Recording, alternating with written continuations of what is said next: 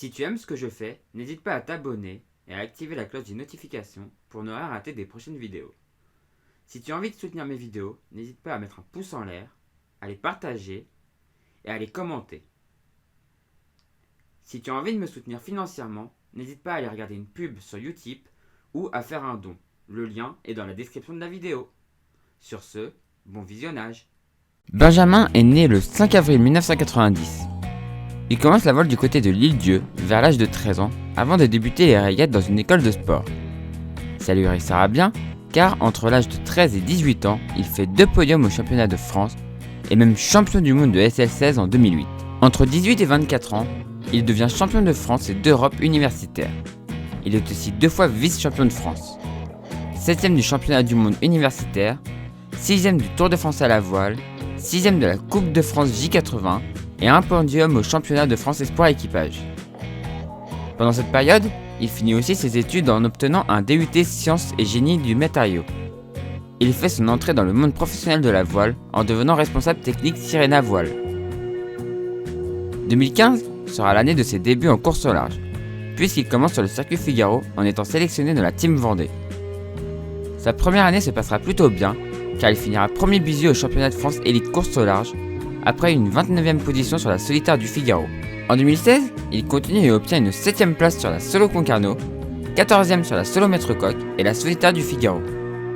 En 2017, l'apprentissage continue, avec une 17e position sur la Solo Concarneau, 13e sur la Solo Maître Coq et 12e sur la solitaire du Figaro. 2018 sera sa dernière année sur les circuits Figaro, car Benjamin rêve de Vendée Globe et il va avoir un IMOCA. Avant ça, il finit 4e de la Solo Maître Coq, 6ème de la Solo Concarneau et 5ème de la solitaire Urgo Le Figaro. En 2019, Benjamin passe donc sur le circuit IMOCA en achetant un IMOCA de 2006 construit pour la Barcelona World Race 2007, qui finira par un abandon suite à la casse d'un safran. Mais c'est pas là que le bateau a été le plus connu, car c'est pour avoir passé entre les mains de Sébastien Josse sur le Vendée Globe 2008 qu'il est le plus connu. Malheureusement, cela se finira par un abandon suite à une vague qui a couché le bateau, cassant le safran et endommageant le bateau au sud de la Nouvelle-Zélande. Le bateau passe en 2010 entre les mains de Roland Jourdain.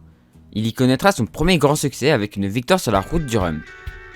Le bateau passera par la suite entre les mains de Alex Thompson, où il continuera à avoir de beaux succès, avec notamment une 2ème place sur la Jacques Vabre 2011, un record de l'Atlantique Nord et surtout une très belle 3ème place sur le Vendée Globe 2012.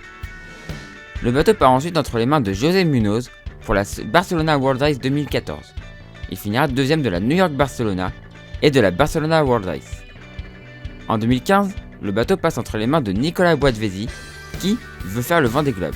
Il abandonnera malheureusement sur la Jacques Vabre et Nicolas, faute de sponsor, revendra le bateau à Kojiro Shiraishi qui lui est sûr de pouvoir partir sur le Vendée. Kojiro finira 7ème de la New York Vendée 2017 mais abandonnera malheureusement sur le Vendée Globe dans l'océan Indien suite à un dématage. Le bateau partira au Japon pour des relations publiques avant que Kojiro ne le vende en recevant son nouveau bateau. C'est donc en 2019 que Benjamin prend les commandes de ce bateau. Il finira 19ème de la Tournage Jacques Vabre. Benjamin, même s'il est compétiteur, sait que son bateau ne pourra pas jouer le premier rôle. Mais il pourra quand même, je pense, se battre pour une belle place dans le classement officiel des non-foilers, car le bateau n'est pas mauvais. Attention cependant à la fiabilité, qui a malheureusement fait souvent défaut à ce bateau. De plus, à cause d'un budget très serré, il a fait l'impasse sur la Vendée Arctique Les Sables, et donc a couru peu de courses. Ce qui fait que le couple homme-bateau ne se connaît peut-être pas encore très bien, même si le nombre de milles parcourus au total, avec les entraînements, commence à être bien. Benjamin est aussi actuellement à la recherche d'un ou 2 partenaires afin de boucler son budget suite au retrait d'un de ses partenaires à cause de la crise. Donc, si vous voulez rejoindre ce beau projet, avec ses belles valeurs sur une utilisation durable de l'eau, eh bien n'hésitez plus. Dans tous les cas, on va suivre ce marin sympathique pendant son Vendée Globe sur cette chaîne.